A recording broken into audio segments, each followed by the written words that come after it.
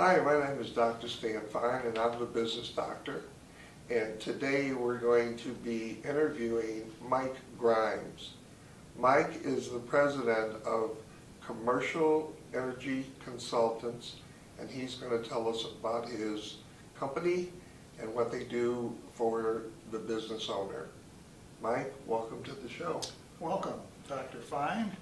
I started this company around 10 years ago. Commercial Energy Consultants is a company that does deregulation in the states that are open for deregulation. And my background is not in this. It has been for 10 years, but I was a financial advisor for over 30 years and just retired from that industry and didn't like being retired.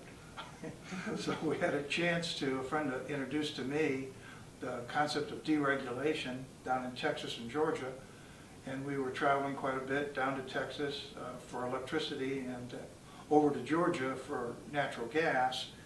But it became apparent to me that you couldn't really garner the larger accounts if you couldn't be there when they wanted you there. So when they had a 7 o'clock board meeting and you're 12 hours away, there's not much you can do. So we found out pretty fast that we were getting a lot of small accounts but not any big accounts. So we were fortunate that Illinois, about that time, 10 years ago, brought the suppliers down to southern Illinois.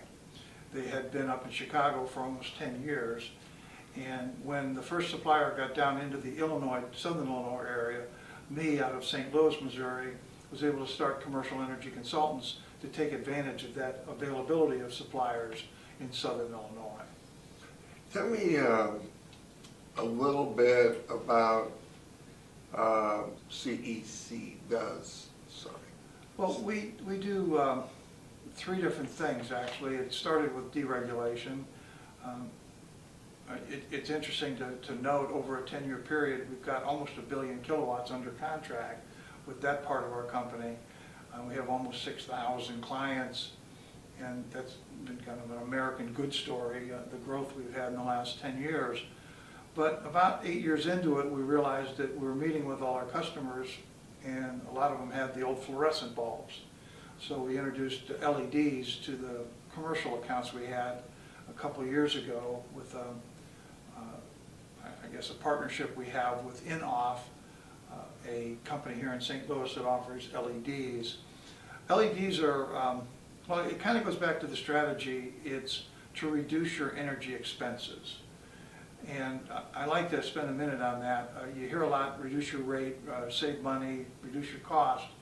But I ask my customers, my clients, can you operate your company without electricity? Right. I mean, can you operate your home without electricity? No, you can't. You can do it for a small amount of time, but not for a large amount of time. So basically, when you have an expense, there's only way in business to make money is to make more money and reduce your expenses. So we're in the business of reducing energy expenses by using deregulation, and then LEDs bring down the energy expense involved with the lighting. And then we got into a partnership with Secure Solar, where for companies that have done it all and need to do something else, we've actually introduced solar in 2018 in a partnership where that is a different type of thing, where you're actually replacing your utility, almost bringing in 70 and 80% of your power through solar panels. But we have been working in that market also. One of the things that caught my attention was when you read the paper, what usually happens is you're always reading about rates going up. Mm-hmm. And one of the things that caught my attention was the 84-month contract. I'd never heard of a long contract because of the utilities in the states we're in. Could you maybe expand a little bit on that?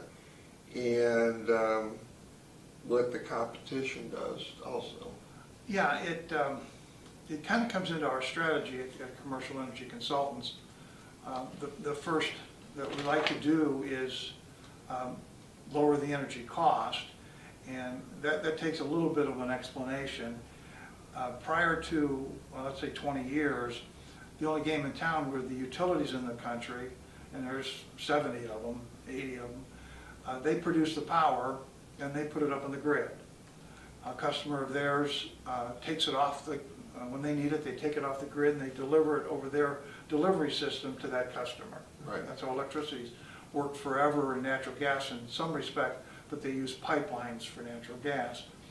Well, when these states looked at deregulation back in 20 years ago, Illinois voted to deregulate the state.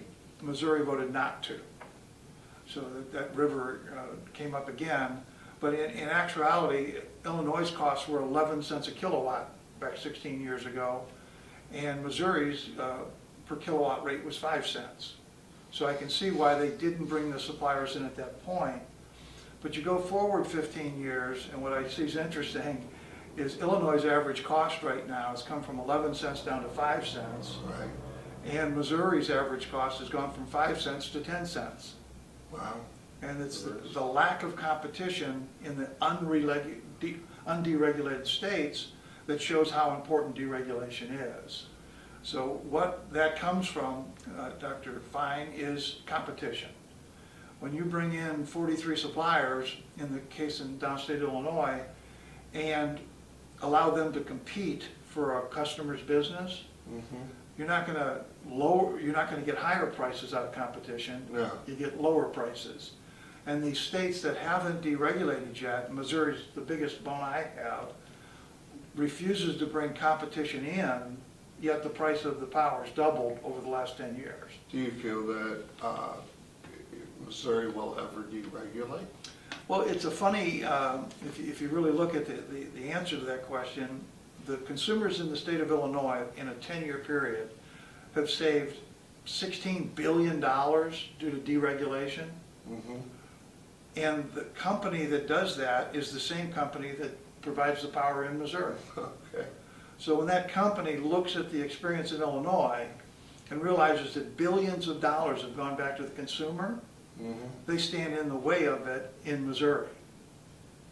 As a company, it's a business decision, but they said, hey, we tried it, and the only one that benefited was the consumer. So now here they are in Missouri, and when it's their decision to do it, they vote no. And when the big utility says no, it's very hard to compete against them. It is. It sounds that way. Reverse auction. So what is that? Well, a reverse auction is the mechanism that we use to make the suppliers compete. Right. I mean, think of an auction. If you're going to buy a good and you're going to get in a competitive auction to buy it, the low bidder gets the high bidder gets the product. Right. So a reverse auction is where the suppliers bid for a lower, and the low bid gets the business. Do they know what the client is currently paying? Sure, they know what the client's paying, they know what the competitors are charging, and my experience is if a supplier wants that account, they'll go low to get them. They'll go up. And they'll cut they'll lose money on an account if they want the account long enough, hard enough. So that's really what we're looking for in this business, is the irrational nature of competition. If they want to compete and they want to drive it to below their cost, I really don't care. I don't want to put the supplier out of business. But by the way, even if the supplier were to go out of business, the local utility still supplies power. Right. So you're never going to pick a supplier and worry about not getting power. Right. Because the local utility stands in default if the other supplier goes under. The local utility would raise its rate to their current rate at that point? Well, if you're the local utility, they can continue to raise their rate each year to make more money. But you could also come back to me and say, hey, that supplier, or we'll go to you first. And you mentioned that before, Stan. I didn't pick up on it.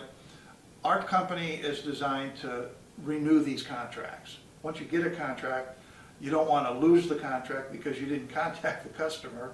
So we contact them 30, 60, and 90 days ahead of any renewal that they have coming up. And then we'll just simply offer another auction that will bid it out, and then we'll simply take the low bid from that auction and give it back to the customer. Are there other companies like you that offer reverse auction? Yeah, there are. Not in our market, we're probably the largest, but there are Our competitors are, the longer it goes, the more they come in, I would think. Yeah, especially if you can make money. Yeah.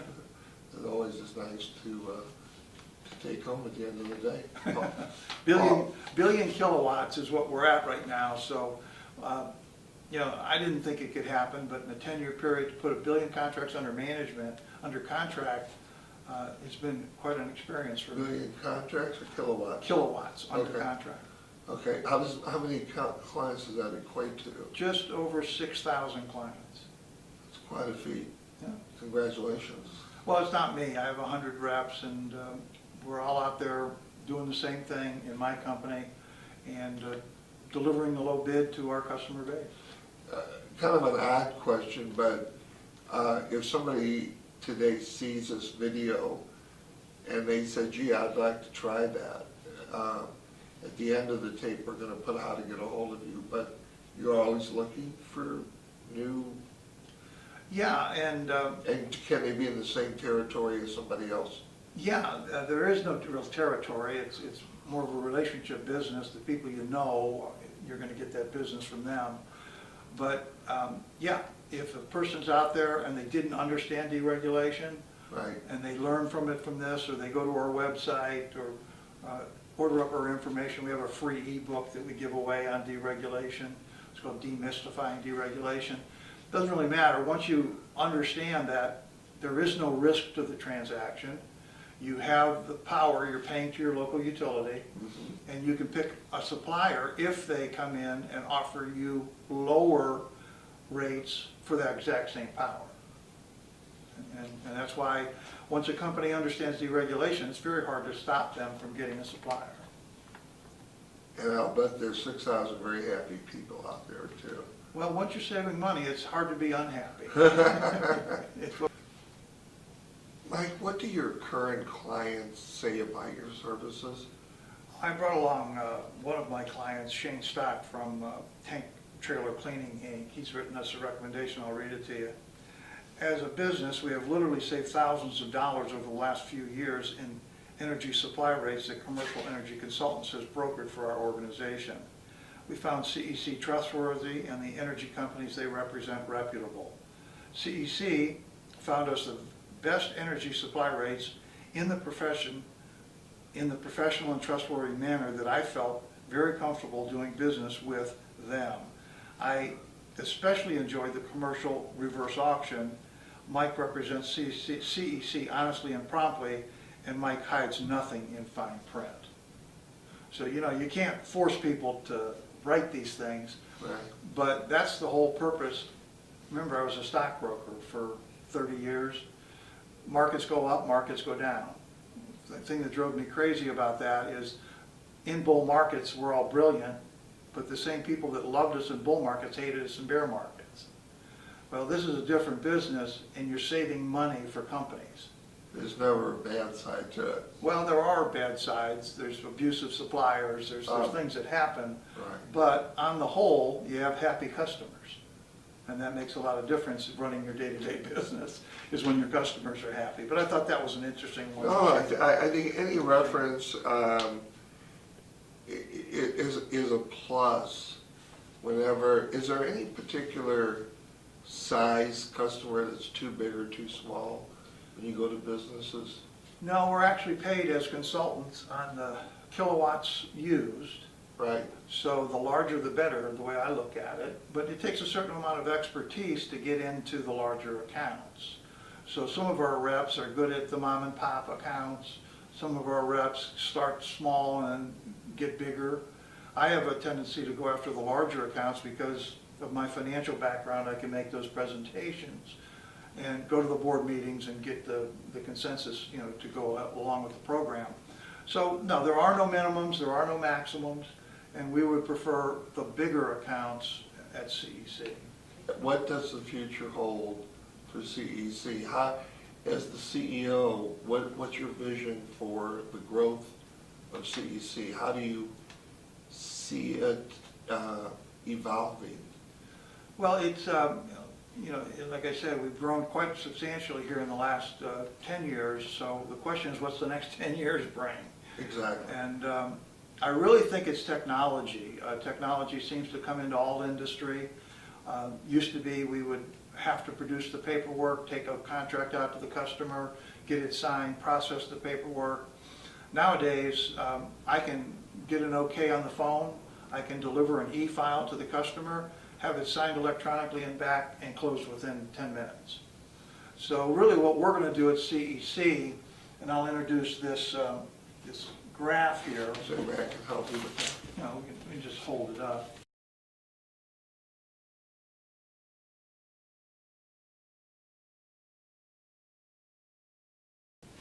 Mike, what are CEC's plans for 2019?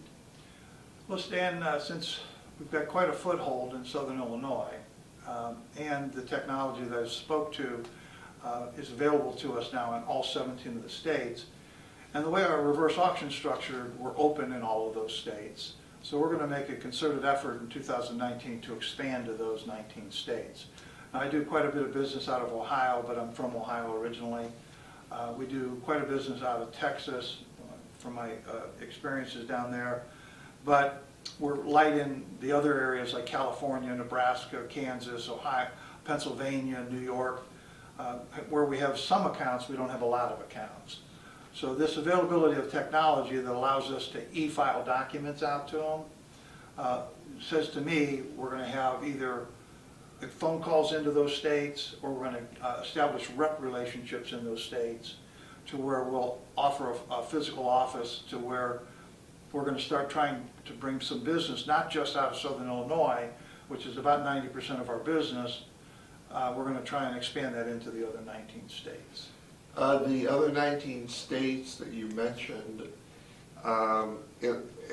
we're looking at a map, which you're going to see on the screen, and it looks like there's a lot of states that are going to become deregulated that are in the Northeast. Looks like there's a lot of them.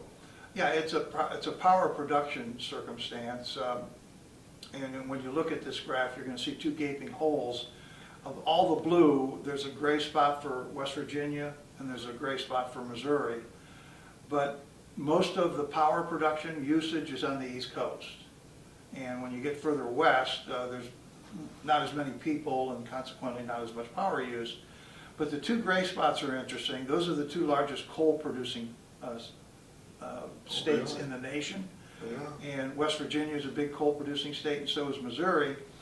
And I think it's interesting that Missouri is still a gray state. Now, they do allow for natural gas deregulation. They call it transport, but you can't find a supplier if you're in the Ameren service area. But they stand in the way of electricity deregulation. And I would suggest anybody that lives in Missouri that works within this electricity monopoly to call their state senators and ask why they don't have a choice.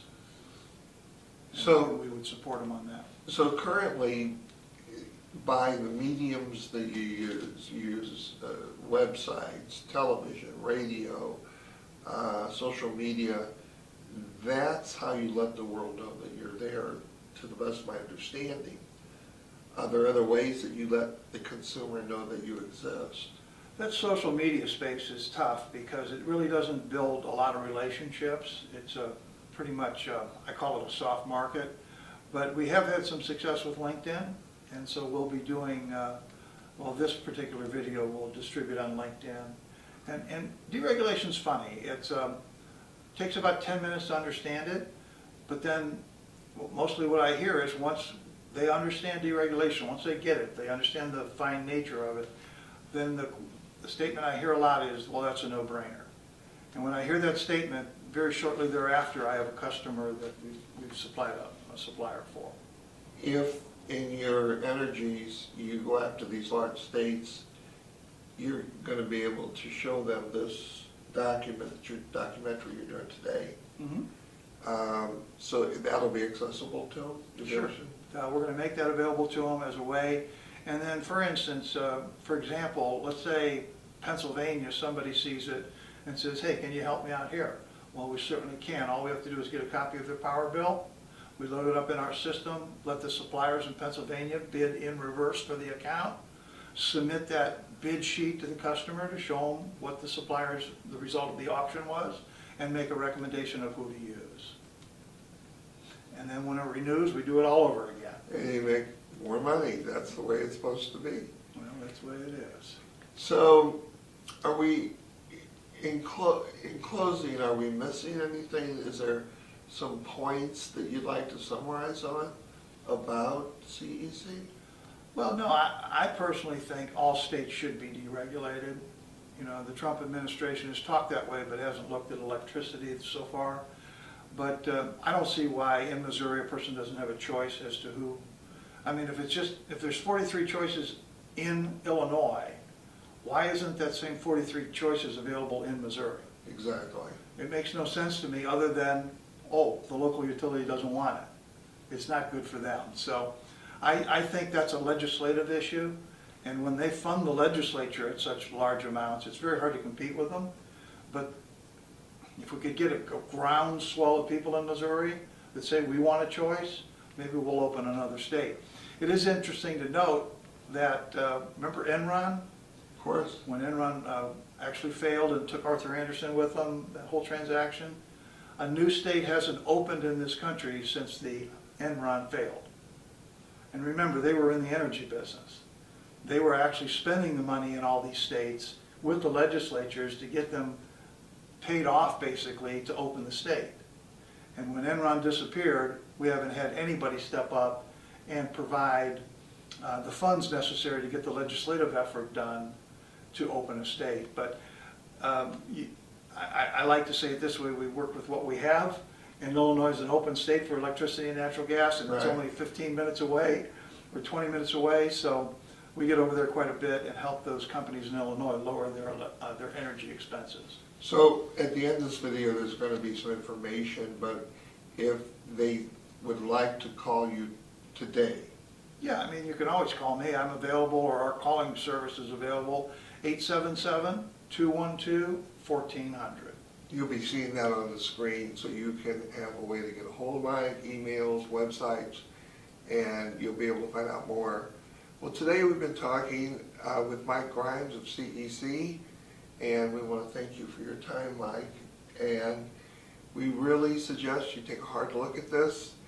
Everyone in this economy is looking for ways to save money, and I think you just found another one.